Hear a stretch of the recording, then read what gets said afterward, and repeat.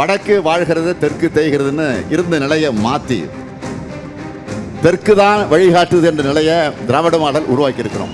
வழிகாட்டக்கூடிய தெற்கை வஞ்சிக்கிற செயலில் தான் ஒன்றிய பாஜக அரசு இறங்கி இருக்கு.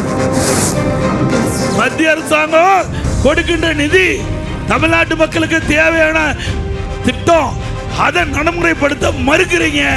ஒரு பக்கம் வேண்டுமென்ற திட்டமிட்டு மத்திய அரசை அவதூறா பேசிட்டு இருக்கிறீங்க. ஆனால் மத்திய அரசு நாம் கேட்ட நிதியை கொடுத்த அரசாங்கம் மத்திய அரசாங்கம். நான் ஏமாற்ற வேண்டும் என்று வந்திருந்தால் அவர்கள் 2000 சொல்லும் போது நான் 20,000 என்று சொல்லியிருக்க முடியாதா? குடும்ப தலைவிக்கு எனக்கு ஏமாற்ற தெரியாதா? வீட்டுக்கு ஒரு ஹெலிகாப்டர் தருகிறேன் என்று சொல்ல எவ்வளவு நேரம் ஆகும்? ஒவ்வொரு பெண்ணுக்கும் ஒவ்வொரு கிலோ தங்கம் தருகிறேன் என்று சொல்ல என்னால் முடியாதா? தர முடியாதா? ஏன் என் பெற்றோர்களை, என் உடன் பிறந்தார்களை ஏமாற்ற நான் விரும்பவில்லை.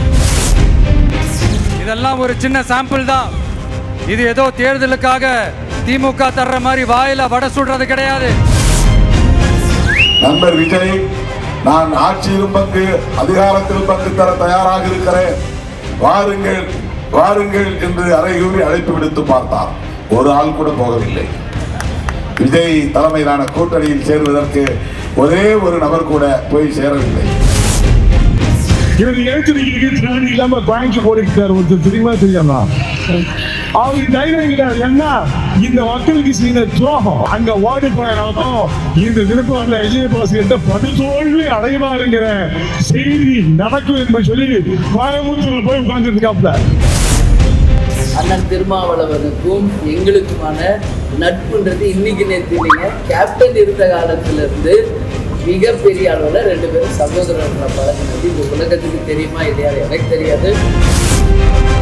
கட்சி எந்த கட்சியும் பார்க்கல. இது அரசியலுக்கு அப்பாற்பட்டு ஐ மீன் ஜாதி மதம் நின்று இப்போ சப்போஸ் ட்ரம்ப் வேட்பாளர் இந்த தூயா ஒரு உயிர் கேட்பேன் நான். ஆனால் எந்த கட்சின்றது